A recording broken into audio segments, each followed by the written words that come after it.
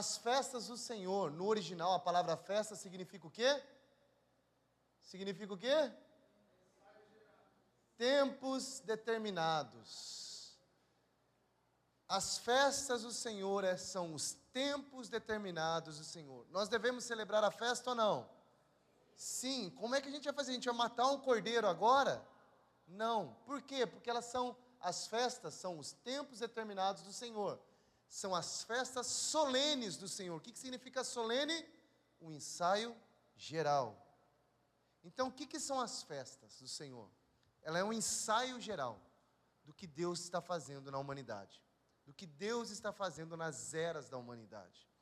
Então, a gente viu o quê? Quais são as 7 festas? Primeira coisa, outra coisa antes de a gente avançar aqui. Nós vimos que as festas, elas eram, naquela época, foram estabelecidas para o Israel, certo? Mas essas festas, era só para Israel? Não. Se um gentio quisesse participar, ele poderia participar? Poderia. E hoje, a mesma coisa. E agora presta atenção no seguinte. Nós vimos que naquela época, a festa da Páscoa, ela é realizada no 14º dia do primeiro mês. O que eles tinham que fazer na festa da Páscoa? O que Israel tinha que fazer? Eles tinham que matar um cordeiro, pegar o sangue do cordeiro e colocar sobre as portas. Por que ele fazia isso? Porque Deus estava libertando esse povo da terra do Egito e levando eles até a terra de Canaã. Só que no meio dessa libertação, Deus ia enviar um anjo da morte. E esse anjo ia vir para fazer o quê? Matar. Ele ia matar quem? Os quais não estavam com sangue nas portas. Como a gente vimos, levantai as portas as vossas cabeças para que entre o Rei da Glória. Quem que é a porta? Olha para o seu irmão do seu lado e fala: irmão, você é a porta. Deus também é a porta, mas ele fala que eis que estou e bato. Se alguém abrir a porta, ele vai fazer o quê? Ele vai morar. Se você abrir, ó o anjo aí, ó. Se você abrir o seu coração para Jesus, ele vai morar com você, não vai? Ou seja, aqui nós estamos vendo que o sangue de Jesus no Antigo Testamento foi passado nas portas para que quando o anjo da morte viesse, não matasse. Todos aqueles que não estavam com o sangue ali, ia acontecer o quê? Morrer. Agora eu quero te dizer, você que não aceitou Jesus, você que está nessa casa e nunca aceitou Jesus na sua vida, quero te dizer, a palavra de Deus diz que um dia Jesus vai voltar, e quando Ele voltar, aqueles que não receberam Ele, infelizmente eu tenho uma má notícia para você. Se você não recebeu Jesus, você corre o grande risco de morrer eternamente. Mas, se você tem o sangue de Cristo sobre a tua vida, se você tem o sangue de Cristo sobre a tua porta, sobre a tua vida, o que acontece? O anjo da morte vai vir e não vai te tocar, porque você foi selado pelo precioso sangue de Cristo, você foi comprado pelo sangue de Cristo. Nós vimos os pães ázimos, que é o pão sem fermento. Quem é o pão? O que significa fermento? Repita comigo, pão significa pecado. Quem é o pão sem pecado? Quem é o pão vivo que desceu do céu? Jesus, Ele é o pão vivo que desceu do céu e não tem pecado. Vocês estão entendendo? Então Jesus é o pão vivo que desceu do céu, Ele é a nossa Páscoa, porque Ele habita em nós. Ele é o pão ázimos, e Ele também é as primícias. Nós vimos que a Bíblia fala que Jesus, Ele foi o primeiro a ressuscitar dos mortos, sendo Ele as primícias das criaturas. Mas um dia, o som dos céus, o som da trombeta será tocado, Jesus voltará, e na volta dele vai acontecer o quê? Os mortos ressuscitarão. Ou seja, a igreja que morreu salva vai ressuscitar. E ela vai fazer o quê? Encontrar com Jesus no céu? Morar com Jesus no céu? Não. Vai encontrar com Jesus nos ares. E depois a gente entra sobre isso. Ou seja, Jesus foi o primeiro a ressuscitar. Mas a Bíblia também fala que nós, igreja, se você foi lavado pelo sangue de Cristo, se você deixou com que o pão da vida, se você, quem toma ceia aí? Quem já tomou ceia alguma vez na vida, aquele pãozinho lá, é isso aqui, gente. É os pães asmos. Nós estamos celebrando o pão vivo que desceu do céu. Primícias, Jesus é o primeiro a ressuscitar dos mortos. E nós, se algum dia nós morrermos, quando Ele voltar, nós vamos ressuscitar.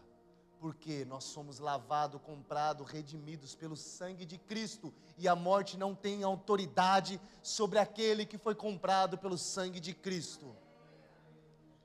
Pentecostes. Gente, essas 3 festas aqui se chama festa de Páscoa. Cada uma delas tem um nome. A Páscoa é essa, a Asmos é essa, a Primícias é essa. Mas tudo isso aqui simboliza a festa da Páscoa. Pentecostes. Pentecostes. O que significa Pentecostes? O derramamento do Espírito Santo de Deus. Já aconteceu o Pentecostes? Sim. Quando aconteceu? Quando Jesus é as primícias e Ele vai para o Pai. Quando Ele vai para o Pai, Ele fala o que para a igreja? Igreja, se prepare porque eu vou enviar quem? O Espírito Santo. Lá no deserto, Moisés viu o que? A sarça queimar. Moisés teve um Pentecostes ali. Eu não consigo entrar profundo agora, assista os vídeos. E nós vimos que assim como as festas eram celebradas no Antigo Testamento, após 50 dias a ressurreição de Cristo, que foi as primícias, era celebrada uma festa no povo judeu. E as festas que eram celebradas eram o quê? Era a festa de Pentecostes. E exatamente 50 dias, no dia que eles iam celebrar a festa de Pentecostes, várias pessoas de vários povos, tribos e línguas estavam em Jerusalém. Para fazer o quê? Para celebrar a grande festa. Qual festa? Pentecostes. Só que eles não imaginavam que nesse dia, que após Jesus ressuscitar, nesse 50º dia, o Espírito Santo ia descer sobre aqueles que estavam reunidos no cenáculo, ia batizar ele com línguas repartidas como de fogo, cumprindo-se o grande e verdadeiro Pentecostes. Jesus foi para o Pai, enviou o Espírito, e nós sabemos que em Atos 2, essa festa se cumpre em sua literalidade. Vamos lá. Todas essas festas, o povo de Israel, eles viviam. Lá no Antigo Testamento, eles viviam essas festas. Só que essas festas são o quê? Os tempos determinados do Senhor. Uma festa solene, ou um ensaio geral daquilo que vai acontecer. Então, enquanto Israel estava lá matando o cordeiro, passando o sangue da porta, fazendo todas essas festas aqui, eles estavam ensaiando aquilo que Jesus ia fazer quando ele viesse e aquilo que o Espírito Santo ia fazer. Nós vimos que essas 4 festas aqui, elas já se realizaram. Elas já se cumpriram em sua literalidade. Essas 4 festas se cumpriram, já foram feitas. E hoje, nós paramos nessa última festa, que é a festa de Pentecostes. Essas 4 festas, elas fazem parte da chuva temporã. Quem já cantou alguma música de chuva aí, de Jesus? Vem sobre nós como a chuva. O que significa a palavra chuva? Significa que Jesus, significa aqui, ó, vamos lá. Significa que a chuva temporã, ela é uma chuva moderada. Ou seja, ela é uma chuva que vai dar colheita. E a colheita era realizada nas primícias. Quando Jesus ressuscita, o que ele colhe? Ele colhe as nossas vidas. Quando Jesus ressuscita, Ele colhe as nossas vidas. Nós que não éramos povo, agora nós somos povo de Deus. Nós que não éramos amados, agora nós somos amados. Nós que não éramos escolhidos, agora nós somos escolhidos, comprados, lavados e redimidos. Estão entendendo? Amém? Isso aqui é uma base só para você entender. Então, nós paramos nessa festa. Nós estamos hoje, nós falamos sobre a festa de trombetas e expiação e tabernáculos. Vamos lá. Hoje nós vamos dar continuidade na festa de tabernáculos. Eu convido você a assistir e entender essas 2 festas aqui. Mas eu vou dar um contexto para você. A última festa que a igreja nessa terra presenciou foi a festa de Pentecostes. Foi o mover do Espírito Santo de Deus. Amém? Então essas 4 festas já aconteceram em sua literalidade. E elas fazem parte da chuva da primavera. Elas são as festas da primavera. Agora presta atenção aqui. O que Jesus fez nessa terra foi poderoso? Sim ou não? O que os discípulos fizeram nessa terra foi poderoso? Sim ou não?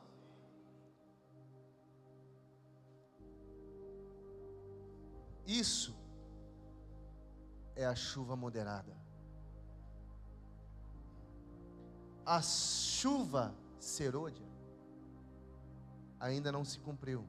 Essas 3 festas aqui ainda não se cumpriram. Hoje, lembra que eu falei para vocês que nós estamos no ensaio geral? Hoje nós estamos no 6º milênio. Sim ou não? 6.000 anos ou seja, de Adão até Jesus Cristo, 4.000 anos se passaram. De Jesus Cristo até a gente, quantos mil anos? 2.000 anos. Estamos no 4 mais 2, 6º. Onde nós estamos hoje aqui nessas festas? Nós estamos aqui, ó, 6º. Mas nós estamos próximo para entrar no 7º. O que significa isso? Nós como igrejas experimentamos o Pentecostes. Mas o Pentecostes não é a maior festa de todas. A maior festa de todas não é a descida do Espírito Santo de Deus. A maior festa de todas é Deus, é Jesus, voltando para buscar a sua igreja e habitando entre nós. Assim como você me vê, nós vamos ver Jesus. Essa é a maior festa de todas. Presta atenção, nós estamos aqui no 6º milênio, próximos a entrarmos na chuva serôdia. Então eu quero te dizer, aumente a sua expectativa para essa noite. Sabe por quê? Porque Jesus está nos chamando para entrarmos na maior colheita de vidas, de almas e de bênçãos de todos os tempos. Se aquilo que os discípulos fizeram foi poderoso, aquilo que está prestes a ser liberado sobre a minha e a tua vida não se compara com aquilo que eles viveram. Sabe por quê? É a maior chuva de todos os tempos. Jesus está liberando algo sobre a tua igreja. E nós estamos prestes a entrar no 7º milênio. Amém? Vamos embora, esquentando os motores. Nós estávamos falando sobre a festa de tabernáculos. O que é a festa de tabernáculos? A festa de tabernáculos, ela era acontecida no 7º mês. O que acontece no 7º milênio, no final do 6º para o 7º? Jesus volta. O tabernáculo de Deus vai estar entre nós. Essa festa era acontecida no dia 15 ao dia 21. Essa era a festa de tabernáculos. Eram 3 colheitas. Essas 3 colheitas apareciam juntas com um propósito. Então na festa de tabernáculo, eles tinham a maior colheita de todos os tempos. Por quê? Porque era a maior chuva. Quanto mais chuva rega a terra, mais fruto tem. Certo, sim ou não? Aqui na festa aqui, quando Deus liberar o maior avivamento de todos os tempos, e quando Jesus voltar, vai acontecer o quê? Cevada e trigo, a Bíblia fala. A gente já leu esse versículo, não vou voltar lá, tá? O que significa cevada e trigo? Pão. Pão é o quê? Palavra revelada de Deus. Só que é só isso que a Bíblia falou, que a gente leu? Não. A Bíblia fala o quê? Que vai ter o quê?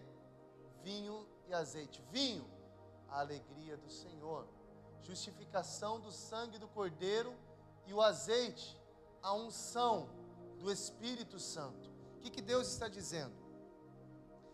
Que nos últimos dias, a igreja que vai se levantar, vai ser uma igreja que entende a revelação da palavra, e uma igreja que entende a manifestação do Espírito Santo em sua plenitude. E qual que é o resultado disso?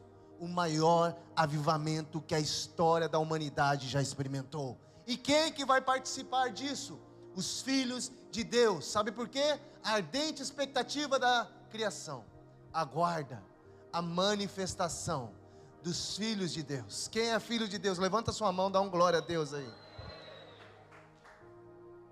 Deuteronômio 11:13. Há uma condição para Israel lá no Antigo Testamento, vivenciar isso. Havia uma condição para eles celebrarem as festas, e principalmente a festa de tabernáculos. Ou seja, havia uma condição para eles terem a maior colheita de todos. Qual que era a condição? Se vocês de fato obedecerem os meus, se vocês obedecerem os mandamentos, Israel, natural, lá no Antigo Testamento, vai acontecer o quê? No devido tempo eu vou dar as chuvas, que a terra de vocês precisa. Tanto as primeiras, chuva temporã, quanto as chuva serôdia. Para que vocês recolham o quê? Cereal. Cereal, cevada e trigo. Cereal, cevada e trigo. Só que vai colher só cereal, vinho e azeite. Meu irmão, Jesus está preparando a igreja para viver os dias mais incríveis que a igreja já viveu nessa terra. E nós estamos entendendo aquilo que Deus está fazendo. Por quê? Porque nós amamos as Escrituras e nós amamos o Espírito Santo. A consequência do pecado. Então vamos lá. Se o povo fizesse isso, o povo ia ser abençoado, o povo de Israel natural. Se eles não fizessem, se eles pecassem, ia dar treta, ia dar ruim, como vocês falam, carioca, né? Paulista fala treta, carioca fala deu ruim. Oséias 2 diz assim: ela não reconheceu. Quem não reconheceu? Israel, a igreja do Antigo Testamento. Eles não reconheceram. O que eles não reconheceram? Que fui eu que dei o trigo, o vinho e o azeite, e que multipliquei a prata e o ouro que eles usaram para Baal. Portanto, farei com que no devido tempo ela devolva, Israel, a igreja devolva o meu trigo, o meu vinho. Agora presta atenção nisso aqui. Israel vai devolver o azeite? Sim ou não? Está escrito aqui azeite, vai devolver o azeite? Ela vai devolver o quê? O trigo e o...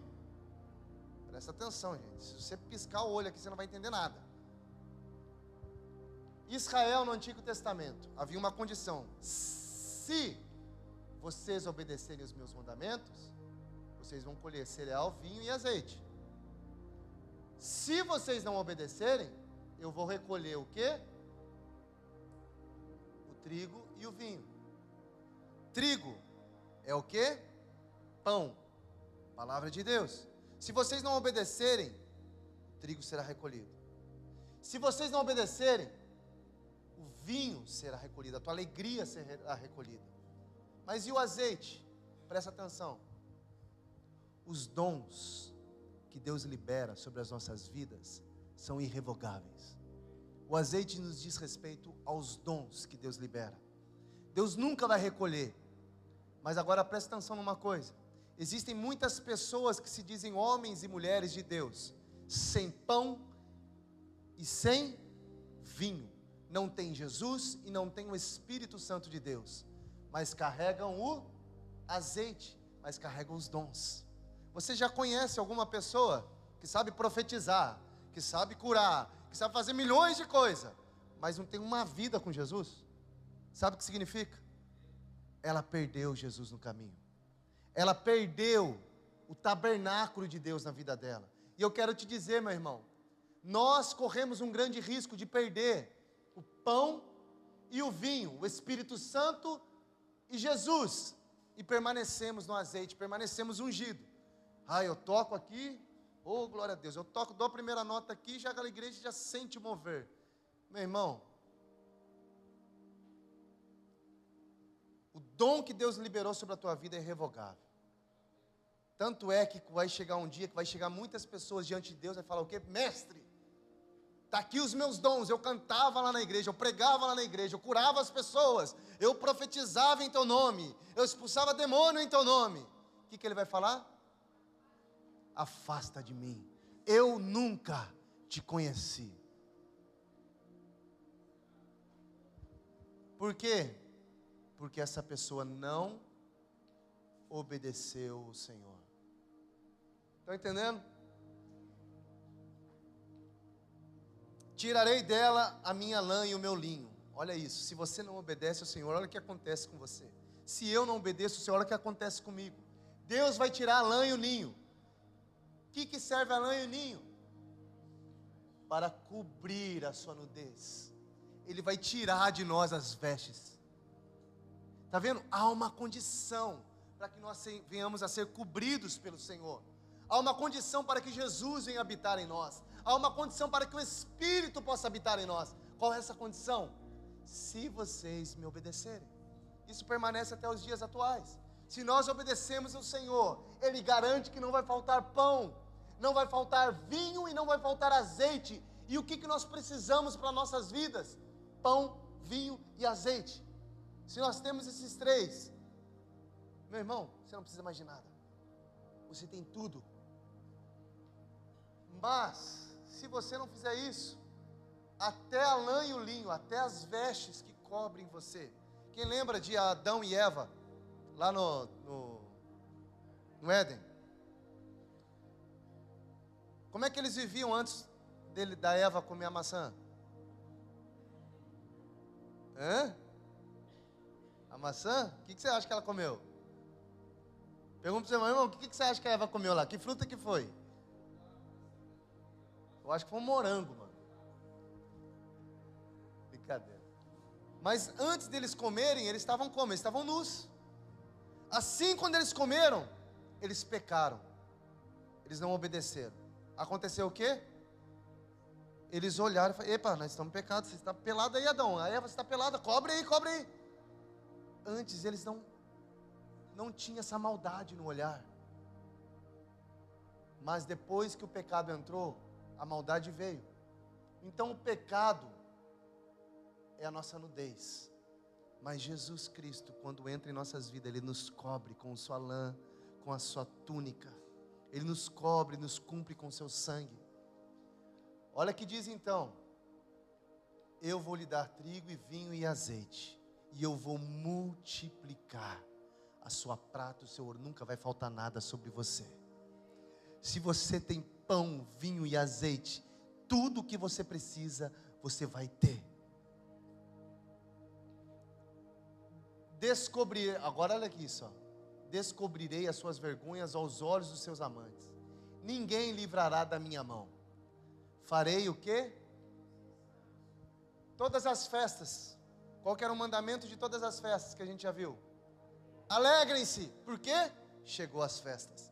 Mano, vamos ser sinceros. A coisa mais chata que é uma pessoa entrar numa festa com a cara emburrada, não é não? Alguém já viu algum aniversariante chegar na festa dele bravo? Não queria isso. Pra que cantar? Tem gente que não curte o parabéns do Outback, né? Não, né? Tem gente... Não vão lá não, pô, não curte. Não, você não vai lá, eu vou gritar na sua orelha aqui. Mano, por quê? Porque festa é dia de ficar ali, alegre, não é não?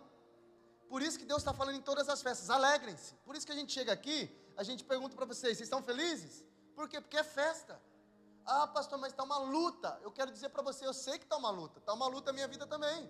Mas se eu tenho pão, se eu tenho vinho, se eu tenho azeite, Ele vai multiplicar a minha alegria, a minha prata e o ouro. Ele vai multiplicar tudo que eu preciso. Agora, se eu não tenho, Ele vai cessar a alegria. E o que Ele vai cessar? Só a alegria? Está vendo a importância de nós celebrarmos as festas? Ele vai cessar as festas, os sábados e toda a sua solenidade. Posso avançar? Olha para o irmão do seu lado e fala, irmão. Olha para o irmão do seu lado e fala, irmão, não durma. Acorda o Wallace aí que eu estou vendo dormindo aqui. Dá um cutucão nele aí, ô jogador. O cara trabalhou, tadinho, o cara ralou. O cara está direto, gente. O cara tá varado no trabalho. A maior colheita de todos os tempos. Oséias 2, 21, 23. Quem quer receber a maior colheita de Deus de todos os tempos na sua vida? Olha que diz isso aqui, velho. Você é louco. Naquele dia, eu responderei. diz o Senhor, responderei aos céus, e estes responderão à terra, e a terra responderá ao trigo, ao vinho e ao azeite. E estes responderão a quem? Jezreel. O que significa Jezreel? Deus semeia. De sementes, ou seja, Deus semeia. Então vamos lá. Semearei quem? Para mim mesmo. Na onde? E terei compaixão de Lo-ruama. E para Lo-ammi, não meu povo, direi, você é meu povo. Aí eu te pergunto, se você não lê o mistério de Cristo, você não vai entender bulhufas do que os profetas falam. Você não vai entender bulhufas do que a Bíblia está dizendo. Você só vai entender aquela como historinha, como um livro que vai satisfazer o seu ego emocional.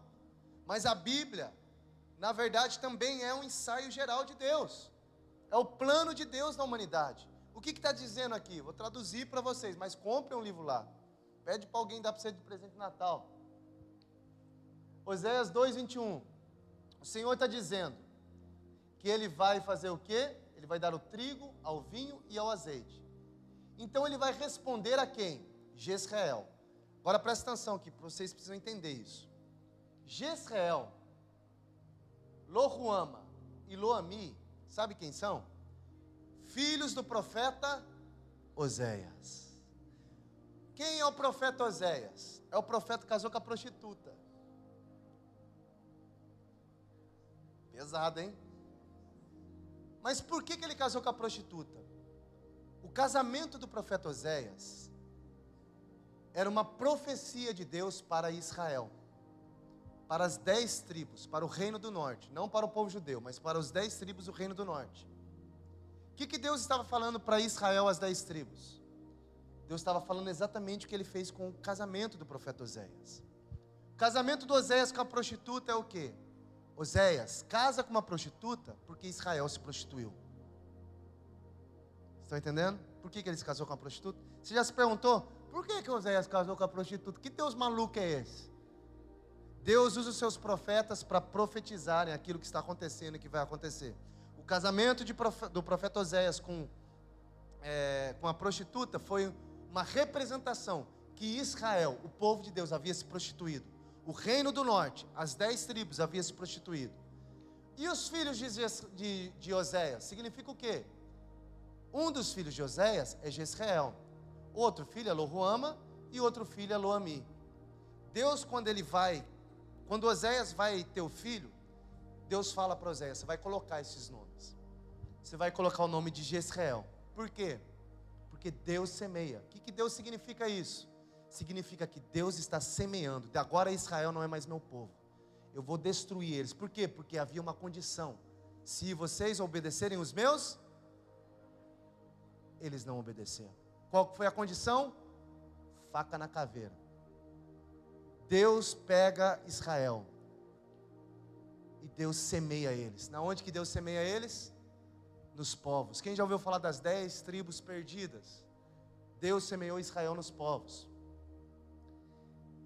Está vendo? Ó, Deus responderão Jezreel, Deus de semente. Ó, Deus falando, eu semeei Israel para mim mesmo na terra e terei compaixão. Por quê? Porque Lo-ruama era o outro nome da filha de Oséias. Então, o primeiro nome da filha de Oséias era Jezreel, Deus semeia. O segundo filho era Lo-ruama. O que significa Lo-ruama? Sem compaixão. O que Deus está dizendo? Israel, eu te avisei. Se você não obedecesse, eu ia passar a faca na caveira. Não obedeceu? Agora eu semei, vou espalhar vocês.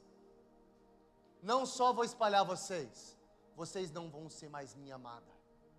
Lembra? Deus falou para Israel, vocês são meu povo de propriedade peculiar. Vocês são minha amada. Só que vocês desobedeceram.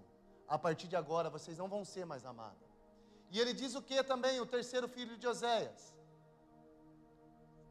é Lo-ammi. O que significa Lo-ammi? Não meu povo. Deus dá uma condição para Israel. Israel não obedece. E Deus avisa eles o que queria acontecer se eles não obedecessem. Deus semeou Israel. Deus não teve mais compaixão, não mais amou Israel. E agora, Deus fala o que para Israel? Lembra? Quem era o povo de Deus no Antigo Testamento? Quem, gente? O que Deus está falando que Israel é agora? Só que Deus está dizendo tudo isso aqui, ó. Trigo, vinho, azeite. E Deus está dizendo o que aqui, então? Que vocês já entenderam o contexto.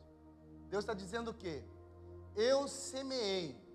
Deus semeei. Eu semeei para mim mesmo sementes. Por que Ele semeou?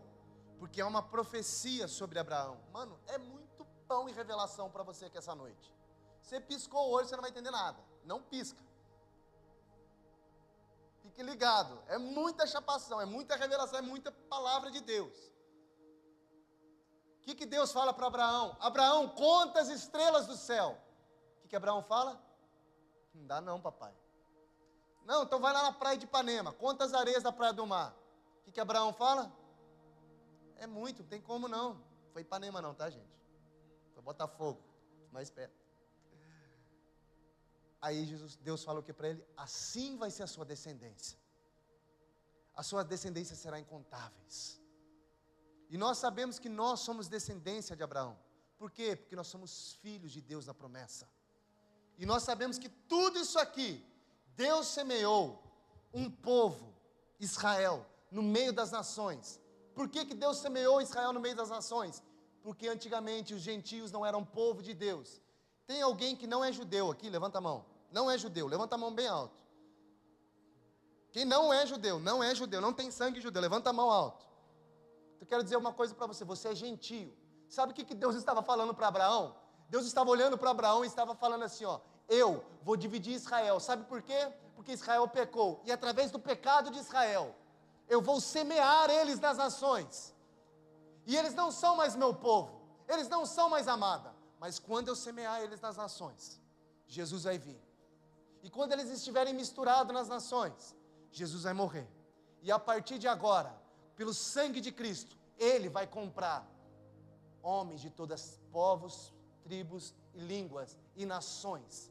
E de ambos os povos, judeus e gentios, Ele vai formar um só povo, a igreja de Deus, o Israel de Deus. Você que está aqui essa noite, você não era povo de Deus, você não era amada de Deus, mas através desse grande mistério de Oséias, Jesus nos escolheu, nos comprou. Quando Ele estava falando com Abraão lá atrás, Ele estava olhando para mim e para você, dizendo, eu vou semear Israel, porque a maior colheita de todos os tempos sou eu, Deus, que vou colher. Sabe qual que é a maior colheita de todos os tempos? Não é um dinheiro, não é uma casa própria. A maior colheita de todos os tempos para Deus, sabe o que é? É a sua vida. Jesus quer colher a sua vida, Jesus quer a tua vida. Oh, e para Loambi, então o que ele está dizendo aqui, ó? Então, eu semeei Israel, e eles não eram amada, e eles não eram meu povo. Só que agora eu vou dizer o quê? Agora eu vou dizer o quê? Vamos lá, alguém. Vocês são meu povo. E o que Israel vai dizer? You are my Lord. You are.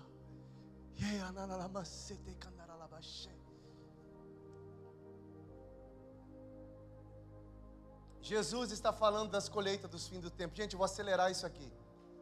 Vou acelerar isso aqui. Talvez a gente acaba no metade e a gente guarda para o domingo que vem. Eita, quem está no manto comigo aí? Fala para o seu irmão, prepara o retetão, irmão. Mateus 13 diz assim.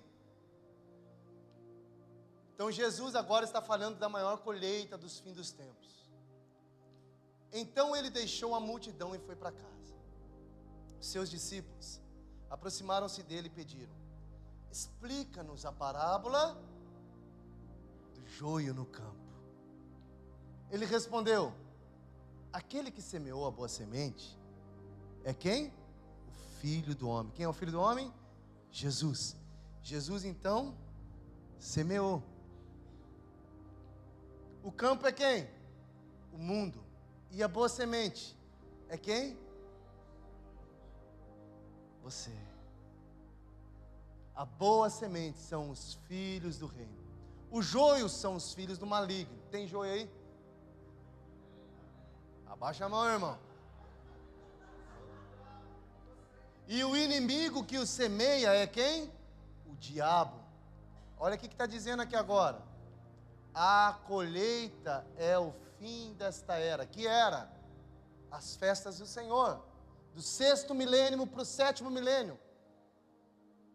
As colheitas é no fim dessa era. E os encarregados da colheita são quem?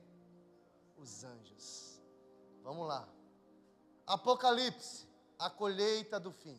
Apocalipse 14, 14. Olhei, e eis que vi, diante de mim, havia uma nuvem branca, e sentado sobre a nuvem, alguém, semelhante ao Filho do Homem. Ele estava com uma coroa de ouro na cabeça, e uma foice afiada na mão. Então, outro anjo saiu do templo, bradando em alta voz, aquele que estava sentado sobre a nuvem: tome a sua foice e faça a colheita, pois a safra está madura, chegou a hora de colhê-la. Assim aquele que estava sentado sobre a nuvem passou a foice pela terra, e a terra foi ceifada. Quem que é a pessoa que está com a foice na mão? Filho do homem, Jesus. Quem que é essa colheita? Quem que é as pessoas que estão ficando maduras nessa terra? Nós, a grande colheita de Jesus. Lucas 10, 2. Estou indo rápido agora, hein, pastor? Segurei um. Jesus profetizou a última grande colheita através da igreja antes da sua segunda vinda. Eu lhes disse. Olha o que Jesus está dizendo. A grande colheita é grande.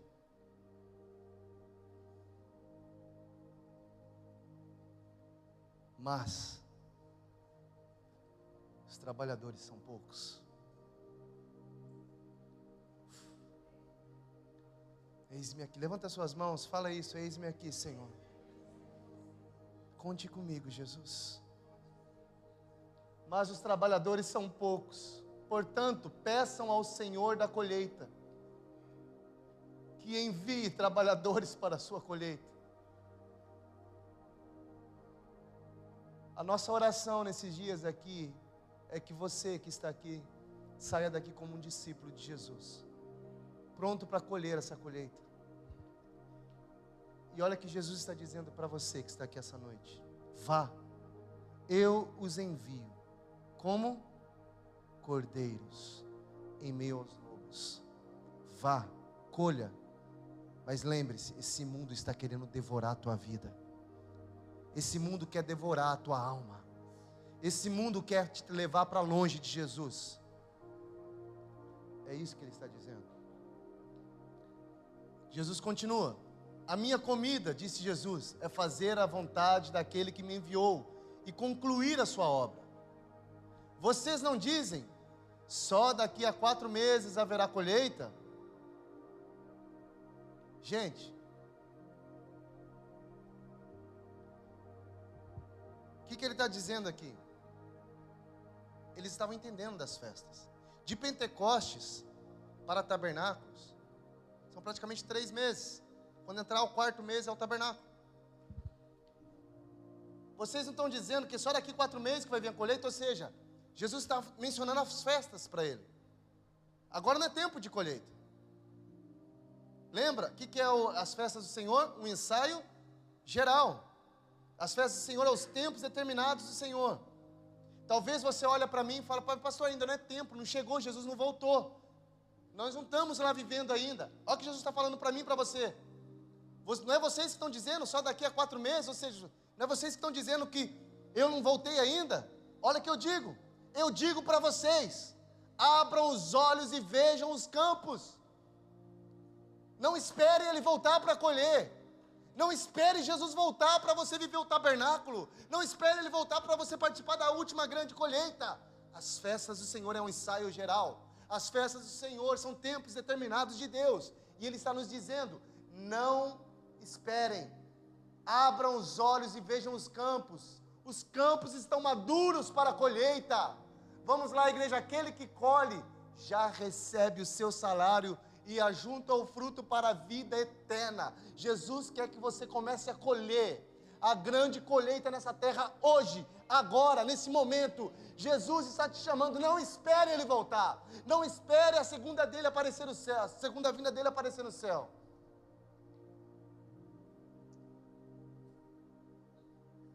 Um semeia, o outro colhe. Eu os envio para colher o que vocês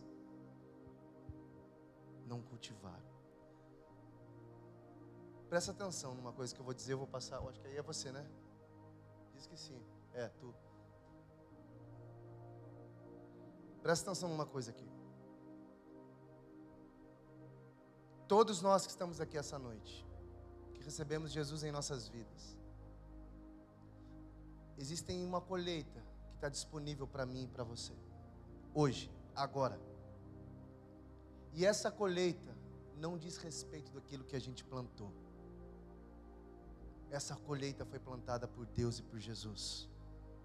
E Ele quer apenas que você e eu venhamos a colher isso.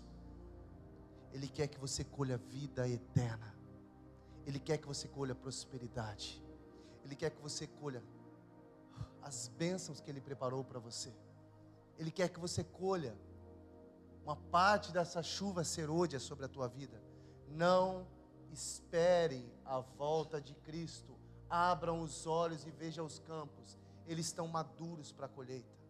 Eu quero convidar você essa noite a começar a colher essa colheita. Amém? Estão felizes? Preparados para a segunda parte? Dá uma salva de palmas, pastor Felipe, então.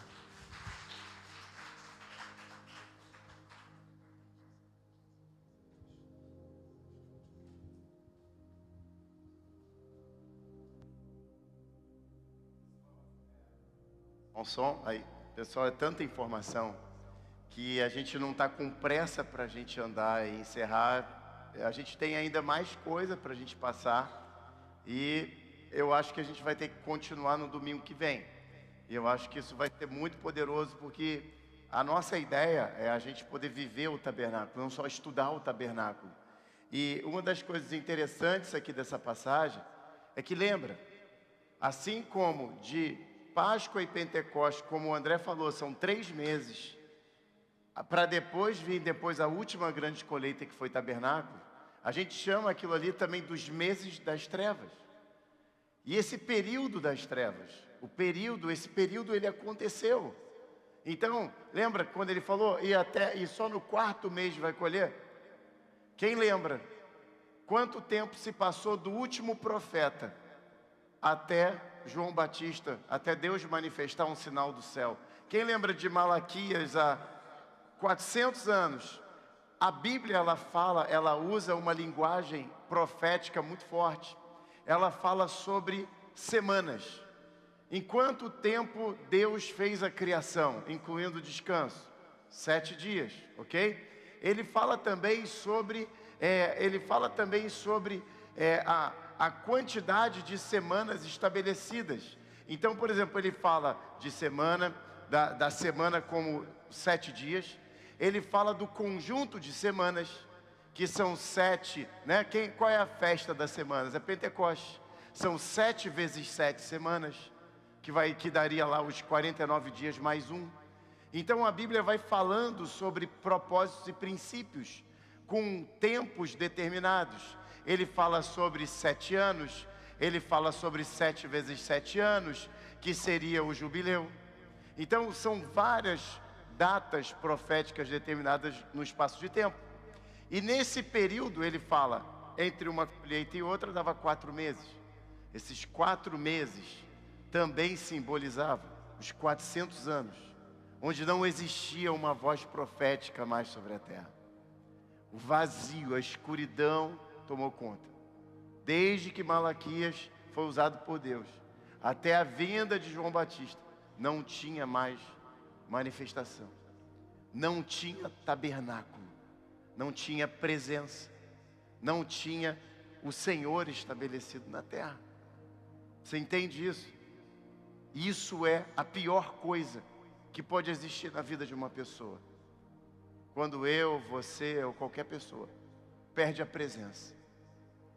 Talvez se você já tem anos de evangelho, você está entendendo na prática que eu estou falando. Nós sabemos o que é isso. Você já recebeu o dom, você já recebeu azeite, você já recebeu muito azeite, você já recebeu muita revelação da palavra, muito trigo, você já recebeu muito vinho. Irmãos, a pior coisa que existe na terra é quando você perde a presença. É quando você perde a revelação e a intimidade. Porque a primeira coisa que vai embora é a sua alegria. Eu já num tempo mal, difícil da minha vida. Sabe, lembra o que o Senhor falou? A terra prometida não vai ser só dias fáceis. Vai ter dia de monte, dia de vale, dia bom, dia ruim. Eu já subi nesse altar, já preguei com dom, com talento, e não estava feliz. Por processos, por estações. E provavelmente alimentei pessoas, mas eu precisei fazer o meu dever de casa. E falar, Senhor, sem você não dá. E ele provavelmente me lembrou de alguma coisa que ele já tinha me pedido e eu não fiz.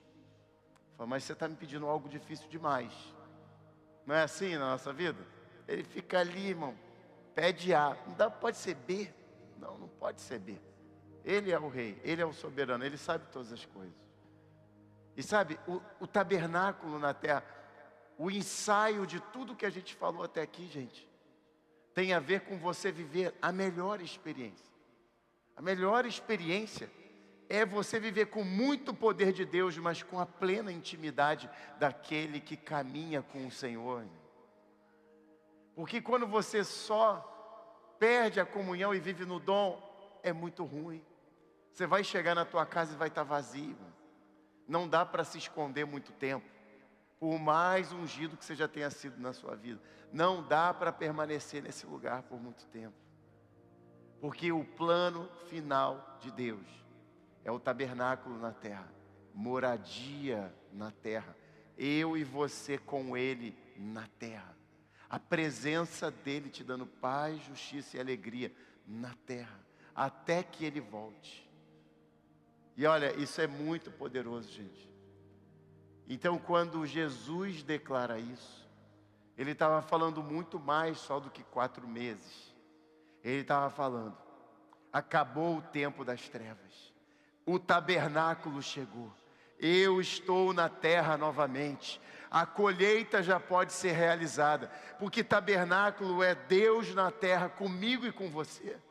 É Ele habitando, Ele voltando. Enquanto Ele não vem definitivamente, irmãos, Ele vai ensaiar muitos encontros com você.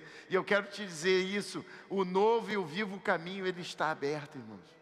O novo e o vivo caminho, ele está aberto para nós experimentarmos o ensaio, para que no dia que Ele venha seja tão claro como aquilo que é uma verdade para você, já nos dias de hoje, irmão.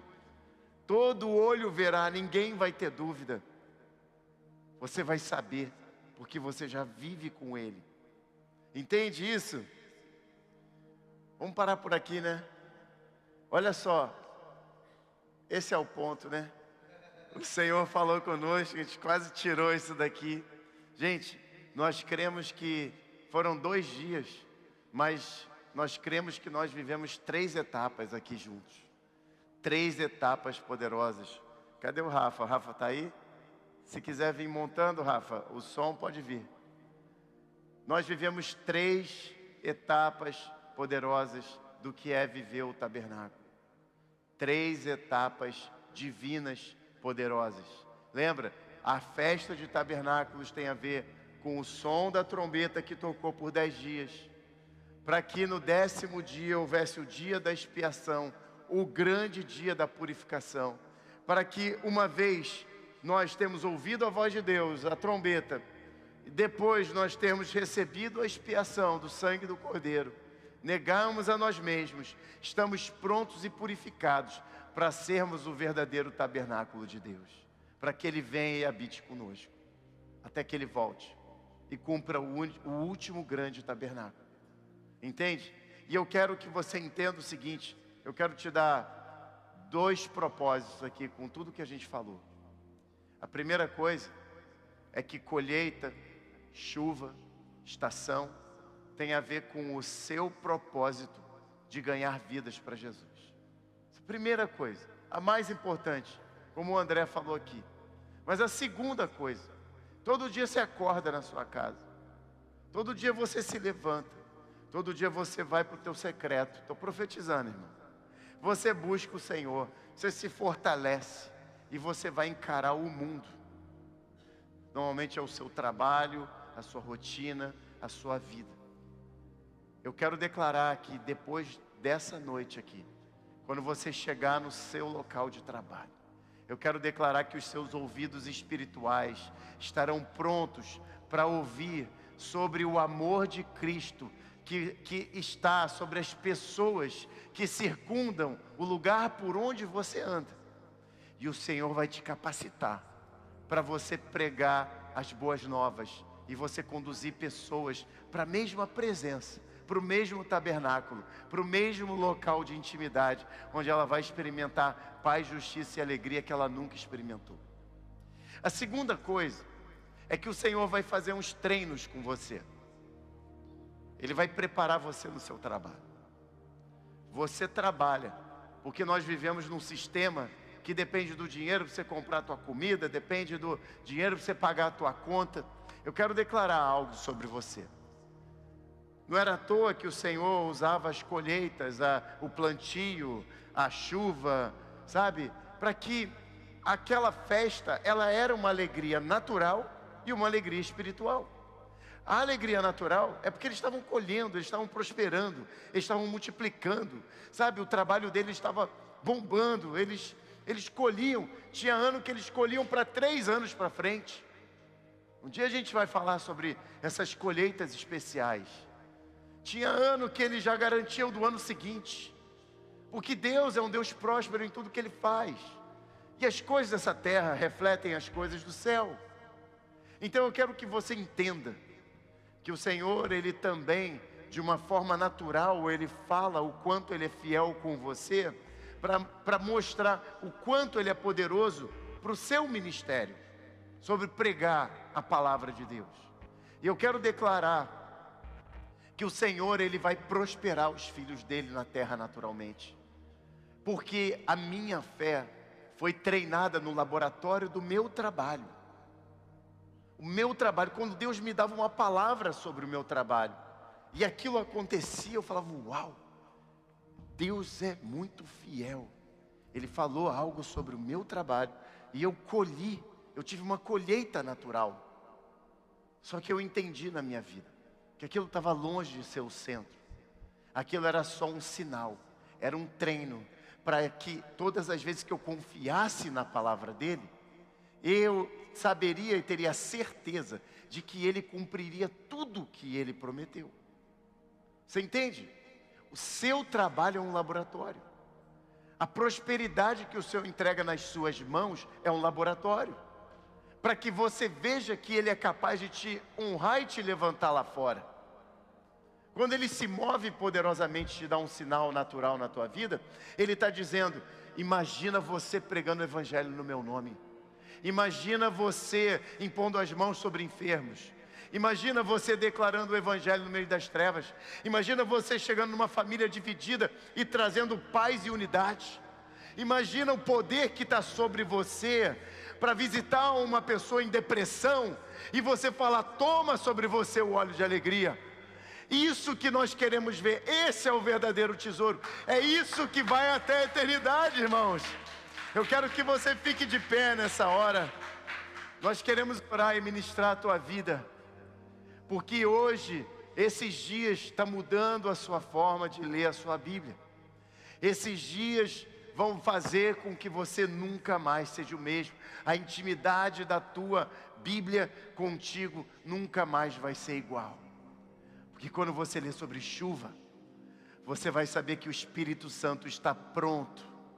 Eu diria, nervoso, como um vento impetuoso que ninguém segura, para ser derramado sobre você. O céu tem mais desejo de te abençoar do que você pode imaginar. Quando você lê sobre colheita, você vai lembrar que você um dia foi essa colheita. E que Jesus, Ele ama a colheita, Ele ama vidas. E que agora, o que eu posso te dar, Jesus? O que eu posso dar a um Deus que tem tudo? Quer saber de uma coisa? Eu vou te dar o meu coração, a minha vida. Pode me usar, Senhor, eu quero ser a tua justiça na terra. Quando você lê sobre o dia do Senhor, você vai lembrar que aquele dia o Senhor te purificou e te expiou para que você estivesse pronto, remido, para que você fosse cheio da presença e Ele habitasse com você e você pudesse avançar sobre a terra, levando o Evangelho por onde você passar. Gente, não tem nada mais precioso nessa terra do que um coração sendo transformado, do que no meio da tristeza brotar alegria. Eu creio que o Senhor está para derramar um novo tempo, um tempo que eu conheci com 3 anos de convertido. E eu não sabia, eu conhecia Pentecostes, eu conhecia Páscoa, mas eu não sabia o que era tabernáculo. Eu não sabia que existia uma porção dobrada do derramado do Espírito Santo, do óleo de alegria. E eu lembro que a primeira vez que oraram pela minha vida, eu comecei a rir, eu falei, o que é isso? Eu estou com vontade de rir. E eu abri o olho e falei, pastor, eu estou te desrespeitando. Ele falou, irmão, é leve e agradável o que você está sentindo. Eu falei, muito. Fique em paz, é o Espírito Santo. E eu quero te dizer, irmãos, o Senhor está preparando um novo tempo, onde Ele quer derramar uma chuva sem medida. E nós fomos escolhidos para participar do ensaio geral, do ensaio da presença. Sabe por quê? Porque depois de 2 dias, Ele nos dará novamente a vida. E ao 3º dia nos restará e nós viveremos novamente com Ele. Imagina você dormir essa noite com o Senhor e você acordar de manhã cheio de paz e alegria, falando, Senhor, eu estou tão cheio que eu quero transbordar, eu quero liberar óleo sobre a vida de alguém, eu quero compartilhar azeite, eu quero compartilhar o meu vinho, eu quero compartilhar o meu pão, porque eu estou tão cheio que eu preciso derramar sobre alguém. Vamos lá, eu creio, o Senhor quer nos levar para um lugar mais alto e nos renovar, e nos transformar, e fazer uma grande festa no nosso meio. O Senhor tem desejo e alegria em ver tabernáculo na terra. Ele quer habitar no nosso meio, Ele quer habitar em você, em mim. Ele quer que nós possamos subir mais alto e carregar a presença dEle. Vamos subir mais alto. Eu vejo uma pequena nuvem. Sim. Do tamanho da mão de um homem. Vamos lá, vamos Mas lá. esse é o sinal. É o tempo de alegria. Que a tua chuva vai descer. A chuva significa colheita sobre tudo que nós carregamos. Do tamanho da mão de um homem. Vamos lá, vamos subir. Mas esse é o sinal que a tua chuva vai descer. Vai chover. Vai chover, abre as comportas dos céus e vai chover, vai chover, abre as comportas dos céus. Eu vejo uma pequena nuvem do tamanho da mão de um homem, mas esse é o sinal que a tua chuva vai descer. Eu vejo uma pequena nuvem do tamanho da mão de um homem, mas esse é um sinal que a tua chuva vai descer. Vai chover, vai chover.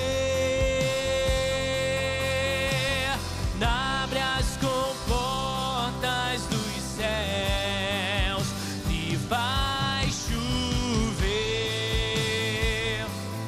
vai chover. Abre as comportas dos céus.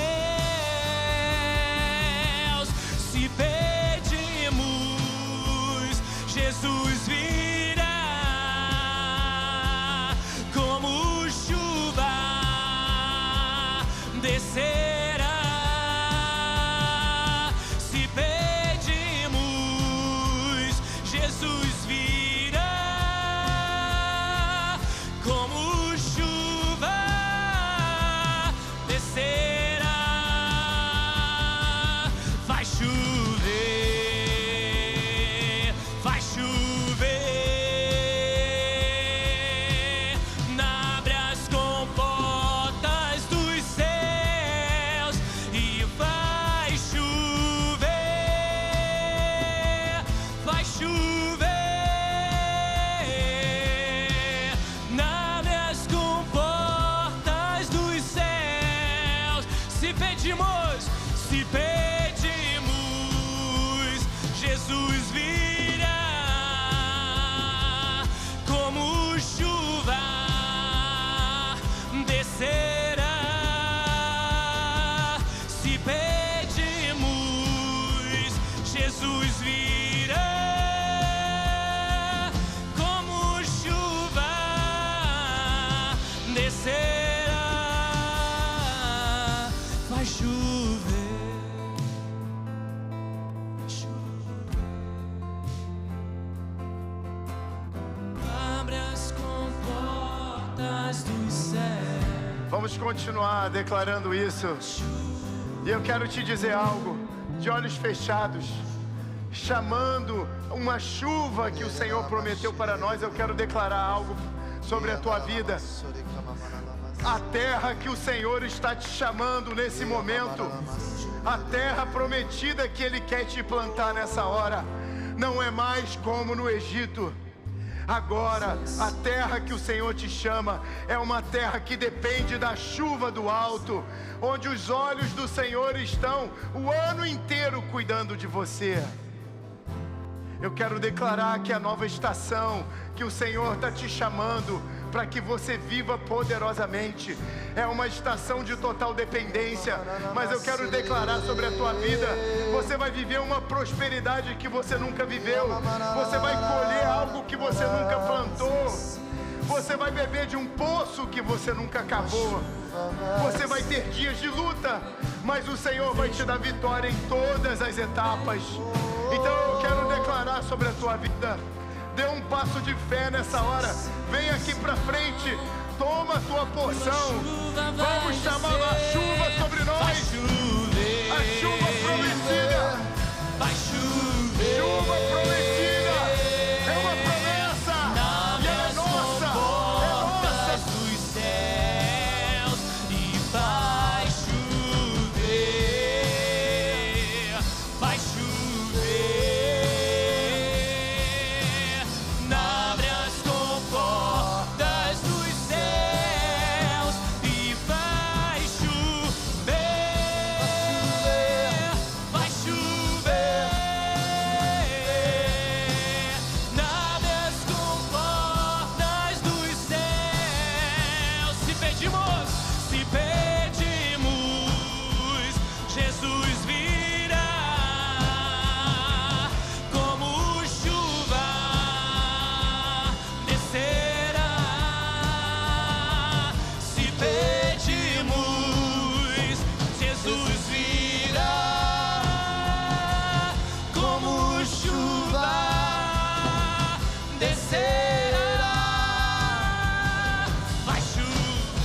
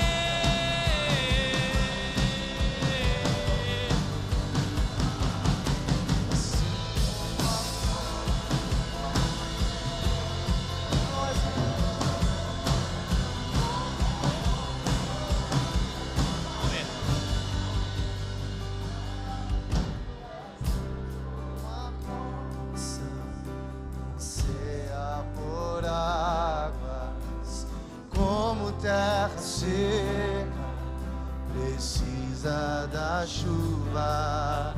Meu coração tem sede de ti, em meu. E Deus me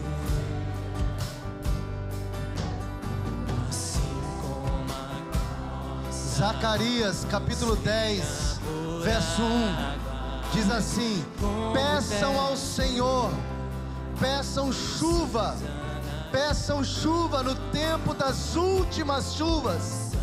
Peçam ao Senhor, que faz as nuvens de chuva, e lhes dará a chuva abundante, e a cada um a vegetação no campo. Peça ao Senhor, que Ele vai lhe dar chuva, chuva sem medidas. Meu coração tem sede de ti, Ei meu e Deus meu, faz chover, Senhor Jesus, derrama chuva nesse lugar, vem com teu rio, Senhor Jesus, inunda o meu coração, faz chover, Senhor Jesus, derrama chuva nesse lugar, vem com teu rio, Senhor, oh Jesus, inunda o meu coração. faz chover. Oh Jesus, toma chuva nesse lugar, vem com teu rio, Senhor, oh Jesus, inunda o meu coração. A chuva,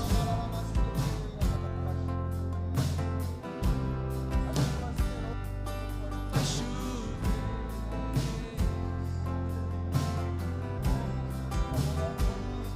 oh, vai chuva.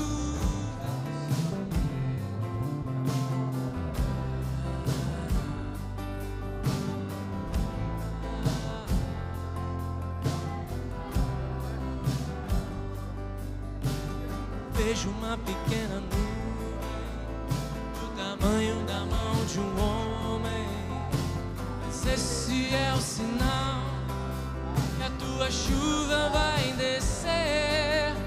Eu vejo uma pequena nuvem do tamanho da mão de um homem, mas esse é o sinal que a tua chuva vai descer. Faz chover, faz chover, abre as comportas dos céus e vai chover, faz chover, abre as comportas dos céus. Se pedimos, Jesus virá, como chuva descerá. Se pedimos, Jesus virá, como chuva descerá. Vai chover, vai chover,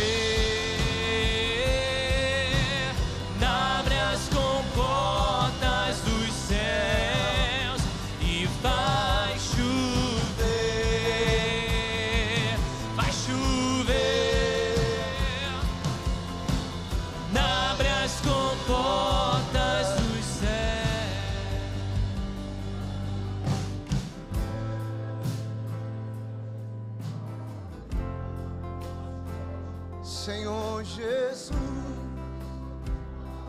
nós desejamos as últimas chuvas. Nós estamos sentindo o cheiro da estação se mudando, o cheiro das águas que descem do trono. Orei amarana sererê.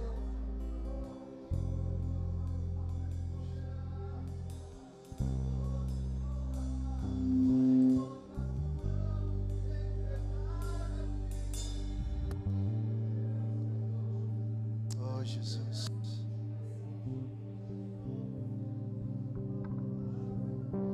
Vem sobre nós como a chuva serôdia, Pai. Vem sobre nós como a chuva serôdia. A chuva sem medida. Nós clamamos por avivamento, Senhor. Nós estamos cansados de estudar e de ler sobre isso, Senhor. Nós queremos viver, Senhor. Vem, vem, aviva os corações aqui presentes. Acende a chama novamente em cada um. O que sempre vou estar fazendo, essa é só a imagem. Vislumbre o que sempre vou estar fazendo, essa é só sempre vou estar fazendo, essa é só a imagem. Sempre vou estar fazendo. Eu fui feito pra comunhão, eu fui feito pra habitar em teus atos, Senhor, todo dia da minha vida.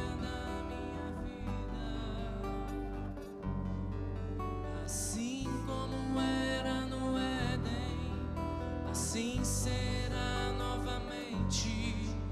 Minha alma anseia por ti. Minha alma anseia por ti. Minha alma anseia por ti. Essa é só a imagem, vislumbre do que sempre vou estar fazendo. Essa é só a imagem, vislumbre do que sempre vou estar fazendo. Essa é só a imagem, vislumbre do que sempre vou estar fazendo. Essa é só a imagem, vislumbre do que sempre vou estar fazendo.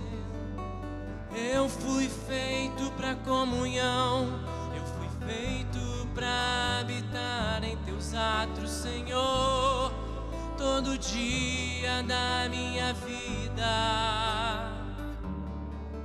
Assim como era no Éden, assim será novamente.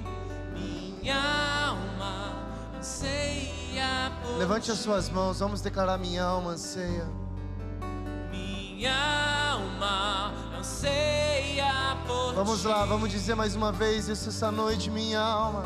Minha alma anseia por ti. Declarei: minha alma. Minha alma anseia por ti. Minha alma anseia por ti. Minha alma anseia por ti. Um dia é melhor que 1000 dias em qualquer lugar.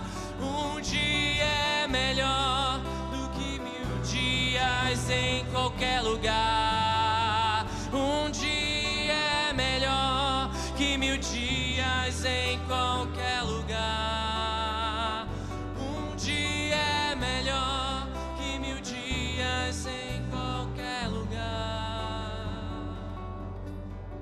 Eu fui feito pra comunhão,